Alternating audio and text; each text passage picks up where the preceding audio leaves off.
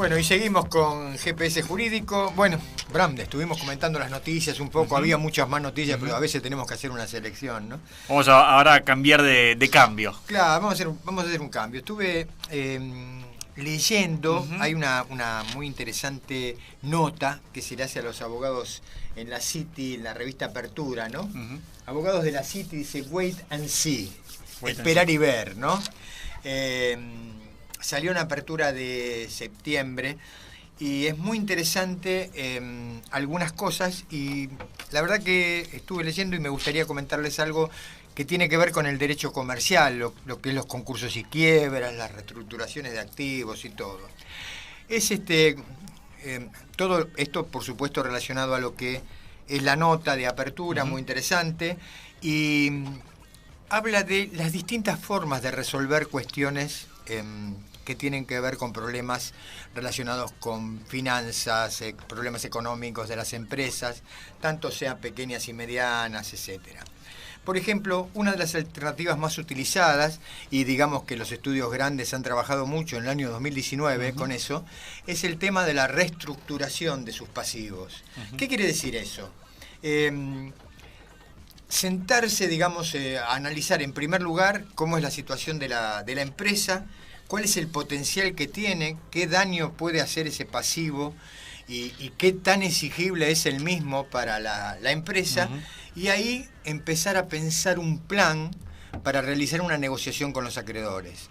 Es un plan que podríamos decir esos planes de buena fe, donde el acreedor también siente que el cliente, que esta persona o esta empresa tiene intención de pagar, y que si la organización esta desaparece o entra en algo más menos dinámico, como sería un concurso o una quiebra en eso, en definitiva terminaría perdiendo casi todo. Entonces es como que tanto el deudor como los acreedores se asocian en tratar de generar un proceso que permita al deudor pagar un poco más cómodamente este pasivo, esta deuda que tiene. El caso más emblemático lo llevó adelante el Estudio Alegría de este año, fue la compañía Musimundo. Musimundo se presentó en concurso preventivo, pero cuando vio que realmente el concurso preventivo, digamos, donde había un síndico, juez, etcétera, empezaba a generar un problema ya de por sí, ¿no? Porque los acreedores ya se habían puesto bastante rabiosos con ese tema del concurso, toda la situación entraba a quedar como encajada dentro de entre dos piedras, y no se podría, había perdido flexibilidad hasta para poder comercializar la empresa. Retrocedieron, dieron marcha atrás, dejaron ese concurso preventivo y entraron fuertemente en una reestructuración de activos que fue muy, muy, muy exitosa. La deuda que tenía Musimundo con sus acreedores era de 4.000 millones de pesos. Y era exigible casi en el cortísimo plazo, ¿no? La firma... Eso es... el monto de la deuda no sé si era ese en especial, pero sí, digamos, que quedó conformado como un paquete de ese tipo. O sea, lo importante ahí también es que cambió esta postura que mencionabas al principio, de una actitud más de querer pagar, que de mostrar otra actitud. Sí. Realmente se mostró que una buena negociación condujo a resultados muy positivos. Este año todas esas empresas vinculadas con el retail o la distribución, hablemos de Musimundo, pero también hablemos de Garbarino, por ejemplo. Garbarino creo que si no es la más grande, es la segunda de empresas distribuidoras y comercializadoras de electrodomésticos. También estaba en una situación muy compleja con sus acreedores, y también inició, a través de un asesoramiento importante que recibió, una negociación con los acreedores, fundamentalmente bancos. Vos has visto que Garbarino en su momento era muy flexible con las cuotas, tenía sus propios planes, como su propia tarjeta. Bueno, todo eso, ante la alta inflación que pasó en este año, bueno, tuvo problemas con los bancos, y los mismos, tanto el HSBC, Santander o el Banco Provincia, le dieron un respiro. Disminuyeron los porcentajes que cobraban los bancos en concepto de intereses, llegaron a estar cerca del 100% anual. probaron en el primer año darle el 20% anual y eso hizo que Garbarino pudiera normalizarse. Esa es una alternativa muy interesante, sobre todo para grandes empresas, reestructurar sus activos. Yo soy un protagonista importante dentro de un proceso y estoy mal. Hablo con mis socios estratégicos, que serían mis proveedores, mis clientes, y digo, bueno, estoy mal, ¿me ayudan? ¿Me dan una mano? ¿Me ayudan a pagar? Sí, listo, y entraron en ese proceso. Quizá las empresas más chicas ya se tienen que acomodar a otras situaciones. Por ejemplo, existe lo que se llama el APE, el Acuerdo Preventivo Extrajudicial. Ahí también es como una reestructuración de pasivos, pero ya dentro de un marco regulado.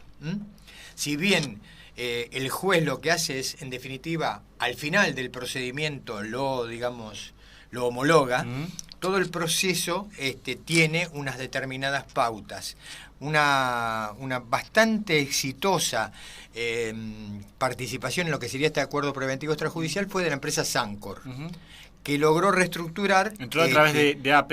A través de AP y logró reestructurar sus pasivos, logrando una quita de un 60%. Increíble, realmente muy, muy bueno. Y hay otras empresas, por ejemplo, ahora las grandes empresas de la City, los grandes estudios de la City están trabajando en 4 o 5 concursos muy importantes. Pero quiero destacarte uno, el de Molinos Cañuelas. Ese realmente, Molino Cañuelas es una empresa muy grande, está muy vinculada al negocio de la agroindustria y realmente tiene que reestructurar 1.200 millones de dólares. En realidad, o sea, debe de algún modo 1.200 millones de dólares. Millones de dólares. Se lo debe no solo a los bancos de acá, a bancos en el exterior. ¿Qué pasó con esta empresa? Estaba mal, empezó a estar mal y con problemática, y una de las salidas era entrar en la bolsa de Nueva York.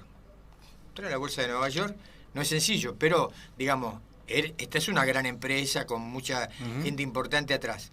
Cuando la bolsa de Nueva York no lo cobijó, tuvo que... Porque la idea era ahí abrir el capital y que grandes empresas invirtieran. Puedan aprovechar y a partir de eso... Y hacerse de un capital para poder salir adelante. No lo pudo hacer y tuvo que entrar en este proceso complejo que, bueno, de alguna manera se les está haciendo bastante complicado salir. ¿Cuáles son los pronósticos? Estamos hablando de empresas bastante grandes.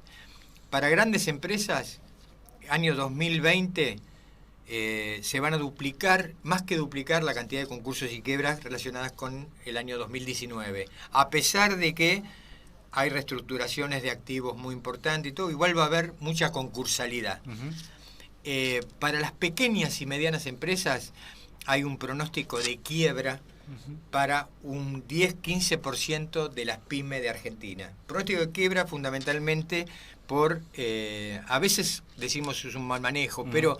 Podríamos hablar básicamente de sobreendeudamiento, por haber confiado mucho en los bancos, mala gestión, de hecho eso está siempre presente, mucha presión impositiva, tener demasiado personal para la cantidad de negocio que está manejando en el momento. ¿La economía en general también lo afecta? La economía en general, lógicamente toda esta inflación está generando recesión. En general no se puede, la mayoría de las empresas pequeñas y medianas no pueden subir sus precios de sus productos en la proporción en que reciben sus costos. Por ejemplo, los salarios le aumentan un 40% y quizá ellos solo pueden transmitir un 20% a sus precios. En general alquilan sus locales o, y hasta pueden padecer lamentablemente un distracto laboral que les genere tener que pagar una alta indemnización.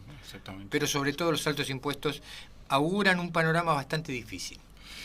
Muy interesante, la verdad, este artículo. Mencionamos, entonces, esto salió en la revista Apertura. Sí, digamos que la revista Apertura, de septiembre, que habla de los abogados y la City. Realmente, muy interesante. Hay una parte relacionada con Estudio Alegría, sobre la cual comenté y bueno, el resto estuve elaborando también de otras fuentes, ¿no? Muy interesante. Esta columna va a estar subida durante la semana para que la puedas volver a ver, así que agradecemos a todos. Está a full el streaming, gracias a todos los que nos están escuchando. Pueden seguir haciendo consultas.